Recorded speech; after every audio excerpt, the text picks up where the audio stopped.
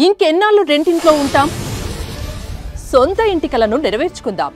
Suman TV biggest property expo October 18th, 19th HSCC Novotel Hyderabad.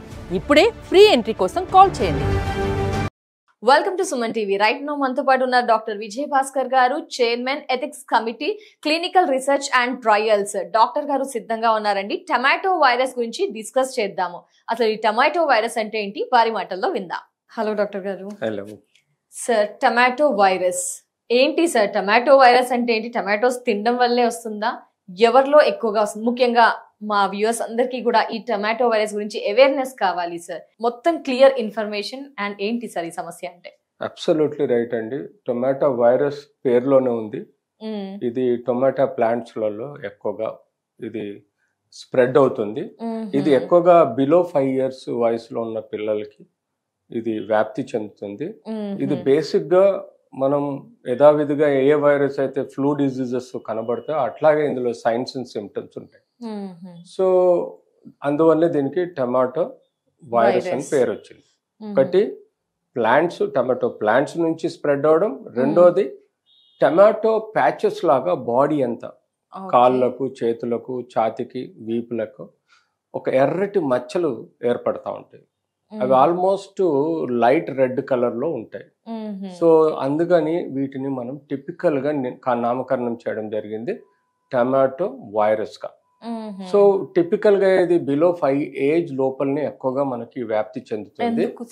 అది because of ఆ immunity system ఎవరికైతే week ఉంటుందో ఈ చిల్డ్రన్స్ లలో ఆ ప్లాంట్ గాని, ఆ ఫ్లోరెన్స్ గాని, ఆ ఫ్రూట్స్ లలో ఎక్కడైతే ఈ పిల్లలు ఆడుకున్నా కానీ, లేకపోతే ఆ పిల్లల మధ్యలో ఈ ప్లాంట్స్ కానీ ఏవైనా ఉంటే ఈ ఇన్ఫెక్షన్ చాలా రేర్గా కొన్ని చోట్లలోనే, కొన్ని ప్రాంతాలలోనే ఎక్కడైతే ఈ ప్లాంటేషన్ ఎక్కువ జరుగుతుందో ఆ ఫ్యామిలీస్లలో ఇది స్ప్రెడ్ అవుతుంది.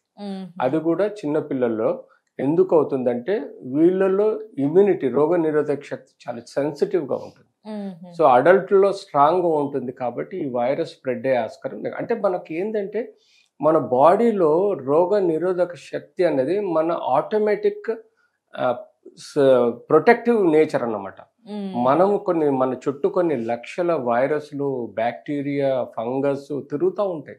ఇప్పుడు ఈ రూమ్ లో కూడా మనకు తెలియని ఎన్నో వైరస్లు తిరుగుతూ ఉంటాయి. అన్ని వైరస్లు మనల్ని అటాక్ చేస్తూ ఉంటాయి. కానీ మన బాడీలో ఉండే రోగ నిరోధక శక్తి ఎంత స్ట్రాంగ్ గా ఉంటుందంటే, ఒక శత్రువు, దాన్ని మేము యాంటీజెన్ అంటాం. ఎప్పుడైతే ముక్కు ద్వారా కానీ, లేకపోతే గాలి ద్వారా కానీ, లేకపోతే నోట్ ద్వారా కానీ, వాటర్ ద్వారా కానీ, ఆర్ ఎనీ అదర్ వే మన బాడీలో ఎంటర్ అయినప్పుడు మన బాడీలో ఒక బి సెల్స్, టీ సెల్స్ అని ఒక ఇమ్యూన్ సిస్టమ్ సెల్స్ ఉంటాయి. సో మన బాడీలో ఏదైతే రోగ నిరోధక శక్తి ఉంటుందో, అంటే ఇమ్యూన్ సిస్టమ్, ఈ సిస్టమ్ ఏం చేస్తుందంటే బయట నుంచి వచ్చిన ఈ శత్రువుని, ఈ యాంటీజెన్ ని, ఈ వైరస్ ని ఐడెంటిఫై చేస్తుంది. ఇది ఫలానా వైరస్ ఉంది, ఇది ఫలానా యాంటీజెన్ ఉందని చెప్పేసి అందులో మెమరీ సెల్స్ ఉంటాయి. అవి మెమరీ సెల్స్, టీ సెల్స్ అంటాం. ఈ టీ సెల్స్ ఆ వైరస్ ని ఐడెంటిఫై చేసి బి సెల్స్ ను ప్రొడ్యూస్ చేస్తాయి. ఈ బి సెల్స్ అన్నది మనకు మిలిటరీ సిస్టమ్ లాగా, బాడీలో ఒక పోలీస్ సిస్టమ్ లాగా. సో ఆ బి సెల్స్ ప్రొడ్యూస్ అయినప్పుడు ఆ బి సెల్స్ యాంటీబాడీస్ అంటాం. ఈ యాంటీబాడీస్ ఆ యాంటీజెన్ ని అటాక్ చేసి ఆ యొక్క వైరస్ ని కానీ, లేకపోతే బ్యాక్టీరియా కానీ, లేకపోతే ఫంగస్ కానీ, ఆర్ ఎనీ పారాసైట్ కానీ, టాక్సిన్స్ కానీ డ్యామేజ్ చేస్తుంది. ఈ సిస్టమ్ ఎప్పుడైతే చిన్నపిల్లలలో సెన్సిటివ్ ఉంటుందో ఇలాంటి టమాటో వైరస్ స్ప్రెడ్ అవడము, ఇనిషియల్గా ఇది మనకు చిన్నపిల్లల్లో జనరల్గా దగ్గు, జలుబు, జ్వరము, ఒళ్ళు నొప్పులు, ఫెటిగ్నెస్, అంటే వీక్గా అయిపోవడము, హుషారుగా ఉండకపోవడం, ఇలాంటి లక్షణాలతో మనకు స్టార్ట్ అవుతుంది. ఇనిషియల్గా ప్రతి వైరస్లో ఇవి ఉంటాయి. కానీ ఎప్పుడు కన్ఫర్మ్ అవుతుంది? మనం ఎప్పుడైతే ఈ యొక్క వైరస్ యొక్క లాలాజలం కానీ, లేకపోతే బ్లడ్ కానీ మనం శాంపుల్ తీసుకొని ఇది RT-PCR టెస్ట్ చేస్తామో, ఈ స్పెసిఫిక్ టమాటో వైరస్ యొక్క ఏదైతే మనకు స్ట్రెయిన్ ఉంటుందో దాన్ని కనుగొనడం ద్వారా మనకు ఇది టమాటో వైరస్ గా గుర్తించడం జరుగుతుంది. ఓన్లీ ప్లాంటేషన్ ద్వారానే కదా సార్? టమాటోస్ తినడం ద్వారా అంతేనే. అంటే ప్లాంటేషన్ కాకుండా సపోజ్ ప్లాంట్ నుంచి తీసుకొచ్చిన టమాటోస్ మీద కూడా పోర్స్ ఉంటాయి, ఈ వైరస్ పోర్స్ ఉంటాయి. అవి కడగక ముందు ఈ పిల్లలు ఎక్కడైనా టచ్ లోకి వెళ్తే ఈ వైరస్ స్ప్రెడ్ అయ్యే ఆస్కారం ఉంటుంది. సో అదొక ఆప్షన్ అండి. బట్ మెయిన్ గా ప్లాంట్ యొక్క బ్రాంచెస్ లో కానీ ఆ పోలెన్స్ అంటారు, చిన్న చిన్న డ్రాప్లెట్స్ ఉంటాయి ప్లాంట్స్ లలో, ఆ డ్రాప్లెట్స్ వలన ఈ ఇన్ఫెక్షన్ స్ప్రెడ్ అయిపోయి మనకి ఈ విధంగా ఇప్పుడు ఈ రోజు మనం వార్తల్లో చూస్తే టొమాటో ఫ్లూ వైరస్ అన్నది ఎక్కువగా వ్యాప్తి చెందుతుంది, అది పిల్లల్లో చెందుతుంది. కాబట్టి దీన్ని మనము సైన్స్ అండ్ సిమ్టమ్స్ కన్ఫ్యూజన్ లో ఉంటాయి. అంటే మనకు అన్ని ఈ సీజన్ అంతా మనకు రైనీ సీజన్ కదా, ఇదంతా జలుబు అంటే ఫ్లూ డిజీజ్ సీజన్ అంటాం.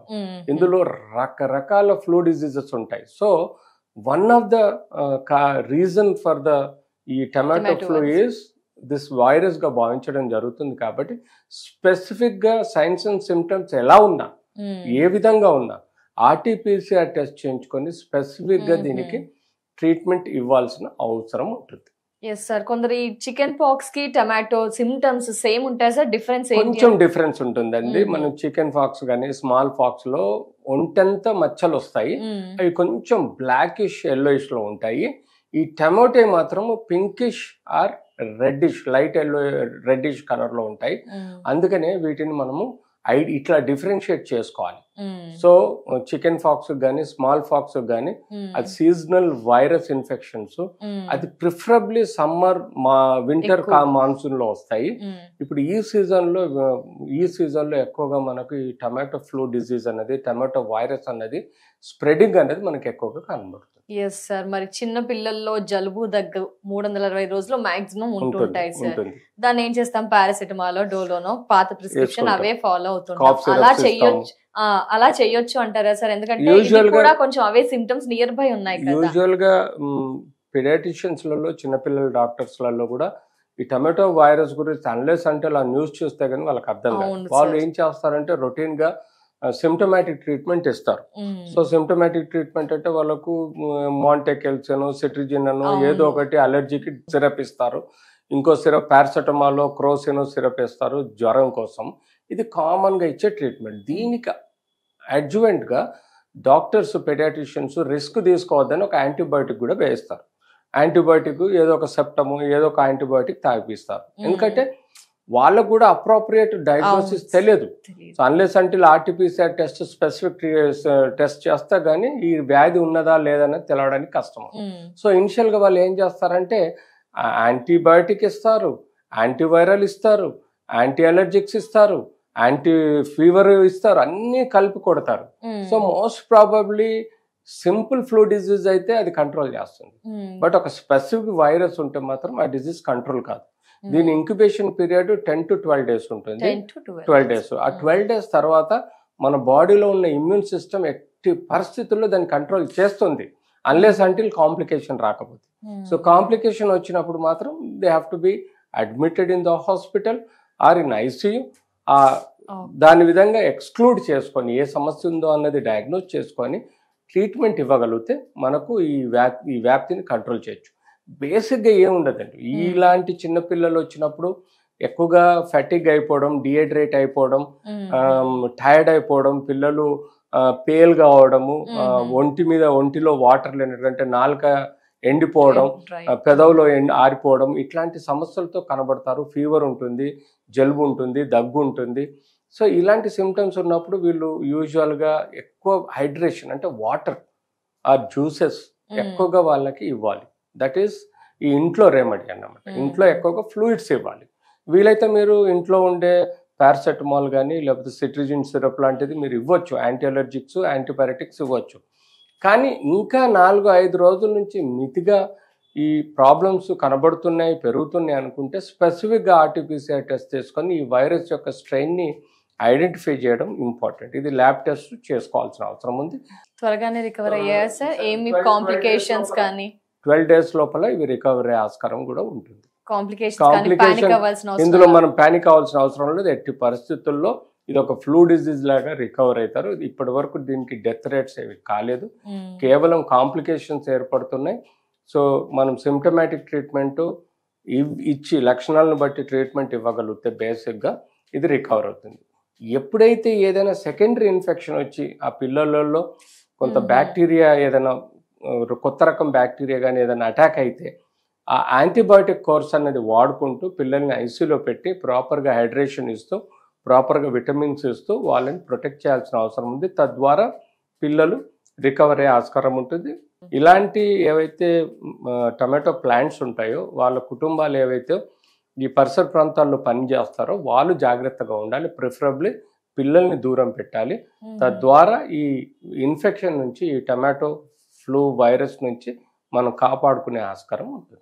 ఎస్ సార్, ఒక చిన్న doubt sir, kids to kids ఒక ఇంట్లో ఒక అబ్బాయికి వచ్చిందంటే ఇమీడియట్ గా అలా ఏం రాదు. ఇది పిల్లల నుంచి పిల్లలు స్ప్రెడ్ కాదండి, ఇది ప్లాంట్ టు హ్యూమన్, అంటే చిల్డ్రన్ నుంచి ఇన్ఫెక్షన్ అవుతుంది. ఇది మన కోవిడ్ వైరస్ లాగా మనిషి టు మనిషి, కిడ్స్ కి ఒక జలుబు అయిందని ఇంకో కిడ్ కూడా ఇమిడియట్ గా ఇట్లాంటి ఇన్ఫెక్షన్ మనిషి టు మనిషి, child to child infection spread కాదు. ఇది కేవలం plants or fruits where cut చేయగానే ఇమ్మీడియట్లీ ఎవరైతే అటాక్ లో వస్తున్నారో, ఎవరైతే అటాచ్మెంట్ లోకి వస్తారో వాళ్ళకు ఈ ఇన్ఫెక్షన్ స్ప్రెడ్ ఛాన్స్ ఉంటుంది. టమాటో వైరస్ గురించి చాలా మందికి చాలా రకాలుగా డౌట్స్ ఉన్నాయి. క్లియర్ ఇన్ఫర్మేషన్ మాకు మా వ్యూయర్స్ కి షేర్ చేసినందుకు నమస్తే సార్. నమస్తే.